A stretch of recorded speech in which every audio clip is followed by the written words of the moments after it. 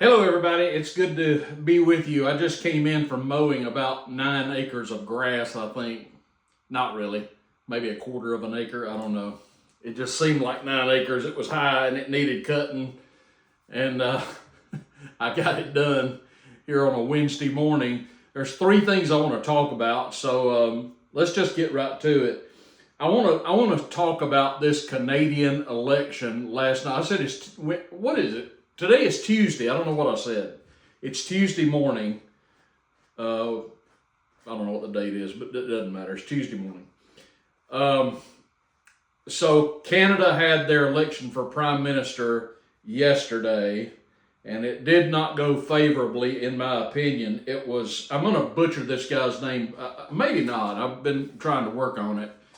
Mark Carney is the victor, and he defeated Pierre Poilievre, I believe his name is. Now, I'm a southern boy from way down south, so throw me a bone here. Poilievre, I believe his name is. I was hoping, of course, that Pierre would win. Instead, Canada is getting another term, basically, of Justin Trudeau. They may as well have just kept Trudeau, because Carney is going to be no better, in my estimation. Big liberal, big leftist. And I was really hoping that Poilievre would pull this thing out. Now, of course, I've read different reports from last night to this morning before I started cutting grass about, just anecdotal reports about inequities and injustices and questionable activity in the Canadian election, ballot box stuffing, and things of that nature, which I can't verify, of course. Wouldn't surprise me at all. But the bottom line is Carney is going to be the Prime Minister again, and this is really unfortunate. And I posted on Twitter that Canada needs to balkanize, in my opinion, because they just can't seem to get out of this cycle of leftist prime ministers that go back as far as Pierre Trudeau, I know, and now, of course, we had his son, Justin. I forget the guy that was there before Justin, but the Canadian people had a real chance to put a decent man in there, and but whether he actually won or lost, I don't know. The bottom line is Mark Carney's going to get back in there, and his party has a real stranglehold on Parliament from all I can tell. But I'm gonna give you my 2 cents about what happened here. Take it for whatever it's worth. I'm just a dude in Alabama, so I'm no authority on Canadian politics by any stretch of the imagination. But on April 28th, I think that was yesterday, Pierre Poilievre tweeted this in response to the things that President Trump has been saying about this election and about Canada, making Canada the 51st state and all this jazz. He said this is a direct quote from Poilievre. President Trump, stay out of our election. The only people who will decide the future of Canada are Canadians at the ballot box. Canada will always be proud, sovereign, and independent, and we will never be the 51st state. Today, Canadians can vote for change so we can strengthen our country, stand on our own 2 feet, and stand up to America from a position of strength. If you ask me to analyze what happened, hanky-panky in the election process aside, if you ask me, that's where Poilievre lost the election. That was a stupid thing to say. We got plenty of evidence of politicians who went nuclear on Donald Trump and then got defeated at the ballot box. Trump's rhetoric aside, his inflammatory, flowery language aside, Poilievre would have been better served, in my humble estimation, to humor Trump and not tweet what he tweeted in response to Trump. To attack Donald Trump, in my opinion, was a stupid thing for him to do. And I don't think it did anything but hurt him in the Canadian elections yesterday. I could be right, I could be wrong, I don't know, but I can't believe that attacking Trump did this guy any favors. The bottom line is, not only did he lose the election, but apparently he lost his seat in Parliament as well, pardon me. So here we go, Canada. Oh, Canada. Our neighbors to the north, they are going to have Carney in there for Lord only knows how long, and that is a shame. Let me move on to Pam Blondi. Folks, I am up to here. I am completely out of patience with Attorney General Pam Blondi. I have never been a fan of hers from the moment that Trump announced he was naming her Attorney General. If you go back and remember, Trump had selected Matt Gaetz to be his Attorney General. That was a fantastic choice, but for whatever reason, that didn't work out. I don't know if Trump gave up on Gaetz or Gaetz threw in the towel or whatever. They didn't fight at all. But anyway, Gaetz was quickly out of the picture, and Trump nominated Pam Blondi to be his Attorney General. Now, I didn't know much about Pam Blondi at the time. I knew she was the AG for the state of Florida.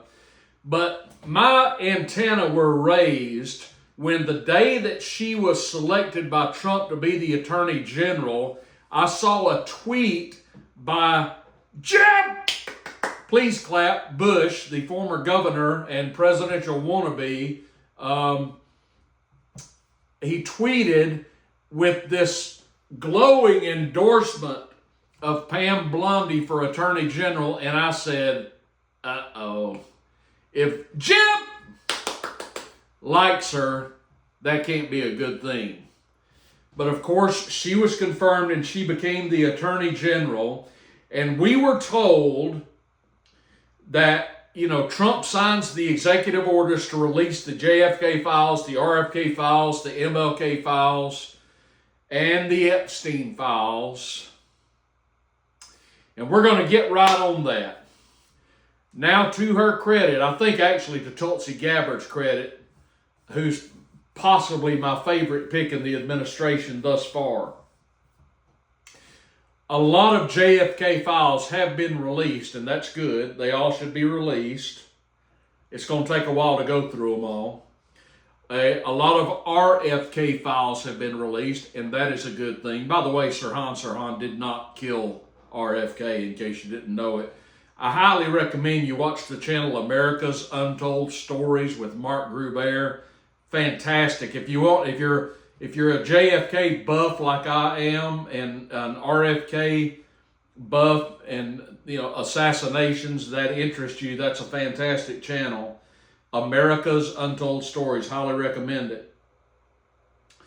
But we've seen nothing from the Epstein files. And I don't think we're going to. Every day, I say to myself, maybe today is the day that Pam Blondi will release the Epstein files.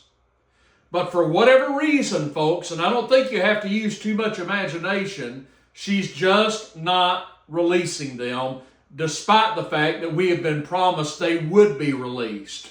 They're not being released. Now, why is this? I don't know, first of all. I think I know, but I don't know for certain. I can think of two reasons the Epstein files have not been released. One reason should be obvious. There was probably a lot of damning information that implicates a lot of people who don't wish to be implicated, people that were acquaintances of Jeffrey Epstein and had taken trips on the Lolita Express that don't want this information to be made public. I think that's kind of a no-brainer. There's a lot of really powerful people who do not want, who may have been associated with Epstein, who don't want their names released into public for obvious reasons. And I have maintained, I don't care whose name is on the list. I don't care if Trump's name's on the list. I don't care. Release the names. There's no reason why Pam Blondi could not release the names if she has access to them. in 5 minutes. Just release them. Let the chips fall where they may. Just release the names. Period. And here we are, over 100 days later in the Trump administration, still waiting, still watching, still expecting that something's going to happen with regard to the Epstein files. It hasn't happened yet, and I can only conclude that it ain't going to happen. The second reason I think that the Epstein files have not been released, folks, is simply because perhaps they don't exist anymore. Is it possible that it's not like there's some black book somewhere with a bunch of names in it? Is it possible? And I'm just spitballing here. I don't know if I'm right or wrong. I'm grasping at straws. But help me out if you got an idea. Is it possible these names were perhaps digitalized and those files have been destroyed? I don't know. Is it possible the names on the list, or not the names, but is it possible that the list doesn't exist any longer, that it's gone and there's nothing to release? I mean, what else can we conclude other than those two possible answers, those two scenarios? That Pam Blondi won't release them because of the embarrassment that it will cause high-profile people, or that the list just doesn't exist. Whatever the case, could she at least throw us a bone and come out and say, okay, here's the truth. I'm going to tell you the truth. I'm just not going to release the files because of who it's going to implicate. Or, all right, I'm going to come clean with you. The file doesn't exist anymore. Somebody deleted it. Either me or Tulsi or somebody in the Biden administration, they deleted the file. Just tell us the truth, for crap's sakes, Pam. I think by this time, folks, we can safely conclude it's never going to be released. I don't think we're ever going to see it. And that's a shame. I would like to see Donald Trump take to the podium and say, release these files by 5 p.m. today. Right now. Either release them today or come out publicly and tell us why you're not going to, or you can't. But you don't hear Trump talking about this anymore, and the sycophantic press, I'll say sycophantic because either, some are with Trump, not that many, of course, but the sycophantic press would be the Clintonistas, the Obamas, the Bidens, people who may have had dealings with Jeffrey Epstein. We know the Obama or the Clintons did. And maybe some people in the press don't want these files released, and that's why you're just not hearing anything about it anymore. Whatever the case, could we just get the truth? Is that too much to ask? Could somebody in the press be hammering Catherine Levitt about the Epstein files every day until we get an answer? Is that too much to ask? All right, so that's my take on the Epstein files. I'm just not sure we're going to see it. Let me conclude with this. I want to talk about Russia and Ukraine. Now, this war has been going on for about 3 years. There is a potential for a ceasefire. I've talked at length about this war on multiple occasions. I don't really have anything new to bring to the table other than what I'm about to say. And it's simply this. Donald Trump, by the way, we've completed 100 days of the Trump administration. I like a lot of what Trump has done. I don't like a lot of things he has done. I have never been a sycophant of Donald Trump. I like him. I don't love him. I support him. I try and be objective about him. I applaud many of the things he has done. I've got more of an issue with the Congress than I do with President Trump, certainly, because they have done nothing. Predictably. Can anybody name one thing the House of Representatives or the Senate has done to benefit this country since Donald Trump took office? One thing. You can't do it. And we've got the majority, but you wouldn't know it. Trump famously said a lot. He said this so much I got tired of hearing it. He said it before he was reelected, and he said it since his election. And this is what he's kept saying over and over and over again. He would say, had I been president, Putin would never have invaded Ukraine. You remember hearing that? He used to say that all the time. I guess he still does say it. If I'd been president, Putin would never have invaded Ukraine. I have always thought when you say that, really? Really? You really believe that? I'm not sure I believe that. I don't think that Trump has as much sway and weight with Putin as perhaps he thinks he does. And I think that's becoming fairly evident. I don't think that Trump being in the Oval Office would have stopped Putin from doing what Putin did, which he did justifiably with good reason. It's just a shame that we can't get so many Americans or so many people in the Trump White House to understand why Putin did what he did, but I digress. We've covered it so many times.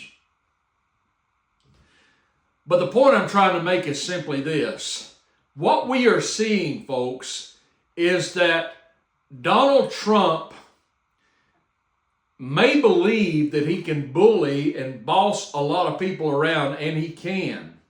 But I'm going to tell you the one man he cannot bully, and that is Vladimir Putin. And it's as simple as that. And he's learning this lesson as we speak. Now, look, I applaud any effort that the Trump administration can make to broker a peace deal. I do want this war to end. I want it over. I want any war to be over. In any way that the U.S. State Department can play peacemaker, I'm fine with that. Go for it. If we can broker a peace deal anywhere in the world, now it's India and Pakistan about to go at it. If we can use our diplomats to stave off any war, I am all for that. Blessed are the peacemakers, right? So I want this Ukraine-Russia war to end. But folks, it's not going to end on just because Donald Trump says this is how it's going to end. I have long said Russia is going to win this war, and they are. Who doesn't know that? And I believe it's fair to say it's going to end when Putin says it's over. It's certainly not going to be... Zelensky is not going to dictate anything to anybody. The only place Zelensky is showing his muscle, his authority, is by putting preachers in jail, suspending elections, and betraying the notion that Ukraine is a burgeoning democracy. Think about that. Zelensky is nothing but a comedian / puppet dictator. That's all that he is. He wasn't. The people of Ukraine, by and large, hate him. He has outlawed some religions in Ukraine, Orthodox Christianity in Ukraine, unless it is a schismatic sect that is beholden to him, where he is basically the bishop, if you will. He has suspended elections, and there's still plenty of Americans who just fawn over this guy, the little dictator. This war is going to end, in my estimation, when Putin says it's going to end. And I believe it's fair to say Donald Trump is not going to dictate anything to Vladimir Putin. I believe that Putin is going to make it clear, and he probably already has. I believe Putin is going to make it clear to the Trump administration, here are the requirements. This is what's going to happen for the war to end. If you want there to be a ceasefire, this has to happen. A, B, C, D, and E. This has got to happen. And, maybe there's room there for negotiation, but nobody's going to bully Vladimir Putin, because Russia is in a position of strength. Putin knows this, And this thing would have been over long ago were it not for the interference of Joe Biden using American taxpayer money to funnel hundreds of millions of dollars to Zelensky and his laundering scheme in Kiev. This thing would have been over long ago were it not for Biden and the blood of hundreds of thousands of Ukrainians and Russians are on Biden's hands, if you ask me. This war is going to end when Putin says it's going to end, not when Trump says it's going to end. And Trump's ego may tell him otherwise, but folks, I'm telling you, Trump is not going to dictate the termination of this war. Putin will. And the sooner Trump realizes that, the better. And the sooner that Trump kicks Zelensky to the curb, the better. And then Trump can make the announcement that the Ukrainian people are now free to elect whoever they wish to be their leader. That's what needs to happen in my estimation. That's what's going on in my little fertile noggin this morning. Give me your comments down below. I appreciate you watching. Thanks for joining me, everybody, and I'll see you soon.